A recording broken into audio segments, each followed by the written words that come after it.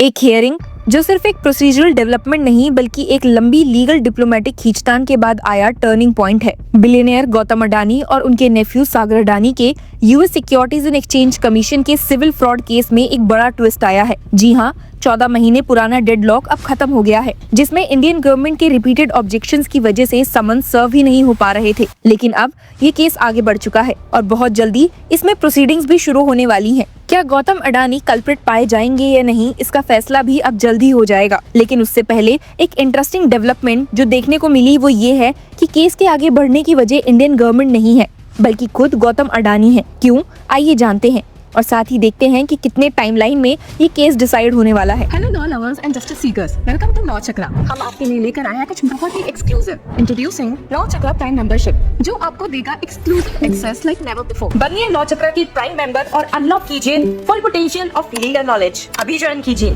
दर्शकों, US district court for the eastern district of New York में Friday जनवरी 30, 2026 को फाइल की गई एक सबमिशन के मुताबिक on 23 January 2026 US Counsel for the Defendants agreed to service of process, thereby obviating the need for the court to rule on the motion। इस एक लाइन का मतलब बहुत गहरा निकला, क्योंकि इसी एग्रीमेंट के साथ SEC को अपनी वो एप्लीकेशन वापस लेने का मौका मिल गया जिसमें रेगुलेटर ने कोर्ट से गुहार लगाई थी कि उसे इंडियन अथॉरिटीज को बाईपास करके ईमेल या यूएस लॉयर्स के थ्रू समन सर्व करने की परमिशन दी जाए। सिक्योरिटीज एक्सचेंज कमीशन ने जज निकोलस जी ग्रोफस को बताया कि the attached stipulation and proposed order agreed to by the parties and filed with the consent of defendants Gautam Adani and Sagar Adani submit कर रहे हैं। फाइलिंग में ये भी लिखा गया है, the stipulation and proposed order resolves the SEC's pending motion for an order authorizing alternative service methods. यानी जो इशू महीनों से कोर्ट के सामने लटका हुआ था सर्विस ऑफ समन्स का, वो बिना जुडिशियल रूलिंग के ही सेटल हो गया है। इस स्टिपुलेशन के तहत, जो कि एक फॉर्मल लीगल एग्रीमेंट होता है अपोजिंग पार्टीज के बीच, में एक क्लियर टाइमलाइन तय की गई है। एग्रीमेंट के मुताबिक defendant shall file their responsive pleadings under Rule 12A of the Federal Rule of Civil Procedure or service their motions to dismiss the complaint under Rule 12B of the Federal Rule of Civil Procedure on or before 90 days following the date that the court so orders this stipulation। सीधी भाषा में बोले तो जैसे ही जज इस agreement को approve कर देते हैं, गौतम अडानी और सागर अडानी के पास 90 दिन का टाइम होगा या तो चार्जेस का फॉर्मल जवाब देने के लिए या फिर केस को डिसमिस करने के लिए मोशंस फाइल करने के लिए। लेकिन ये मान लेना गलत होगा कि समन्स एक्सेप्ट करने का मतलब अडानीज ने अपना डिफेंस सरेंडर कर दिया है। एग्रीमेंट खुद क्लैरिफाई करता है that except with respect to service defendants expressly preserve all defences in this litigation including but not limited to defences relating to personal jurisdiction. इसका मतलब ये है कि अडानीज अब भी ये आर्गुमेंट रख सकते हैं कि यूएस कोर्ट का उन पर जुरिसडिक्शन नहीं बनता, चाहे उन्होंने सर्विस ऑफ समन्स एक्सेप्ट कर लिया हो। इसी बीच एक और इंटरेस्टिंग डिटेल भी सामने आई है। रॉबर्ट जी जूनियर, जो सुलिवन एंड क्रॉमवेल के को चेयर हैं और गौतम अडानी को रिप्रेजेंट कर रहे हैं, कोर्ट के सामने उन्होंने खुद बताया है कि उन्होंने अडानी की तरफ से लॉसूट एक्सेप्ट करने का एग्रीमेंट रीच कर लिया है। रॉबर्ट का प्रोफाइल भी कम दिलचस्प नहीं है। वो former US chief justice William Rehnquist के लॉ क्लर्क रह चुके हैं। रॉबर्ट प्रेसिडेंट डोनाल्ड ट्रंप को भी रिप्रेजेंट कर रहे हैं, प्रेसिडेंट ट्रंप के उस अटेम्प्ट में जिसमें वो 2024 के क्रिमिनल कन्विक्शन को ओवरटर्न करना चाहते हैं और उस बिड में भी जिसमें वो स्टेट केस को फेडरल कोर्ट में शिफ्ट करवाना चाहते हैं। इस बैकग्राउंड के साथ रॉबर्ट का अडानी केस में होना केस को सिर्फ एक कॉर्पोरेट फ्रॉड मैटर नहीं रहने देता, बल्कि एक high stakes geopolitical legal battle बना देता है। दर्शकों, इस पूरे एपिसोड के बीच एक और इम्पोर्टेंट लेयर है हेग कन्वेंशन। फाइलिंग में नोट किया गया that because defendants reside in India on 17 February 2025 the SEC submitted a formal request to India's Ministry of Law and Justice Department of Legal Affairs for assistance under the Hague Convention on the service abroad for judicial and extrajudicial documents in civil or commercial matters, but service on the defendants has not yet been effected। Hague Convention एक international treaty है जो cross border legal documents के service का framework set करता है और India में इसके लिए डेजिग्नेटेड अथॉरिटी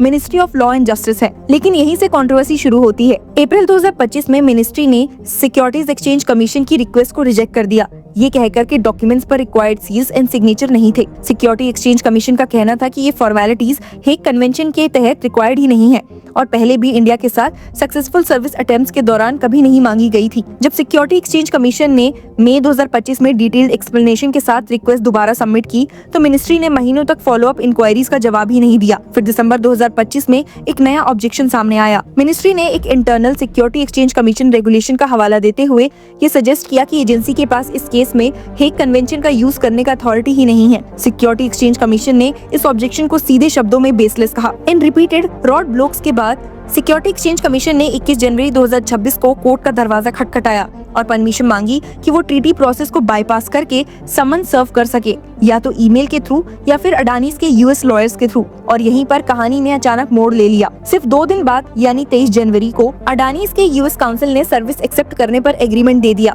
इस एक डिसीजन के साथ ही पूरा डिस्प्यूट इफेक्टिवली खत्म हो गया। इस एक्सेप्टेंस के साथ अडानीज ने अपना वो अधिकार भी वेव कर दिया जिसमें वो इंसिस्ट कर सके कि सर्विस सिर्फ फॉर्मल हेग कन्वेंशन प्रोसेस के थ्रू ही हो, एक प्रोसेस जो इंडियन अथॉरिटीज के कोऑपरेशन के बिना आगे बढ़ ही नहीं सकता था। कोर्ट फाइलिंग्स के मुताबिक गौतम और सागर अडानी का रिप्रेजेंटेशन 3 बड़े अमेरिकन लॉ फर्म्स कर रहे हैं, Sullivan and Cromwell, Nixon Peabody and hacker Fink. ये कोई छोटी बात नहीं है, स्पेशली जब बात सुलिवन एंड क्रॉमवेल जैसे व्हाइट शू लॉ फर्म की हो जो वॉल स्ट्रीट के सबसे पावरफुल क्लाइंट्स को रिप्रेजेंट करती आई है। याद दिलाना जरूरी है कि सिक्योरिटी एक्सचेंज कमीशन ने ये सिविल फ्रॉड चार्जेस 20 नवंबर 2024 को फाइल किए थे।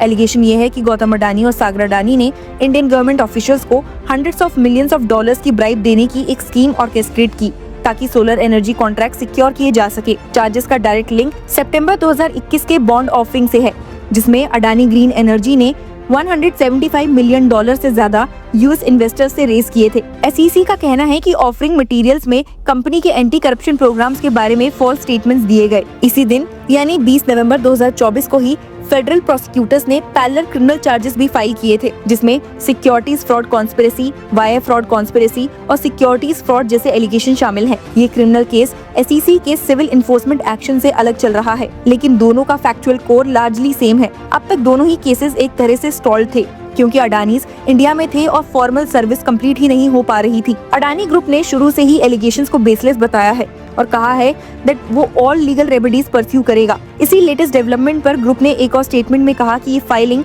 Is a standard procedural step in the United States legal process towards commencement of resolution of the matter. Company ने ये भी जोर देकर कहा है that we reiterate that Adani green energy limited is not a part to these proceedings and no charges have been brought against it. और साथ ही ये भी ऐड किया that the defendants have not been charged with any violations of bribery और corruption laws. The SEC proceedings are entirely civil in nature. Security Exchange Commission की lawsuit में specifically ये एलिगेशन है कि गौतम और सागर अडानी ने फॉल्स एंड मिसलीडिंग रिप्रेजेंटेशन दी जिससे यूएस इन्वेस्टर्स मिसलीड हुए। प्रोसिक्यूटर्स का कहना है कि एलिज्ड ब्राइबरी स्कीम का साइज $250 मिलियन तक जाता है, जो इंडिया में सोलर पावर कॉन्ट्रैक्ट्स को लॉक करने के लिए यूज हुई। ये भी ध्यान देने लायक है कि neither the Adanis conglomerate nor it's corporate units को एसईसी ने सू किया है।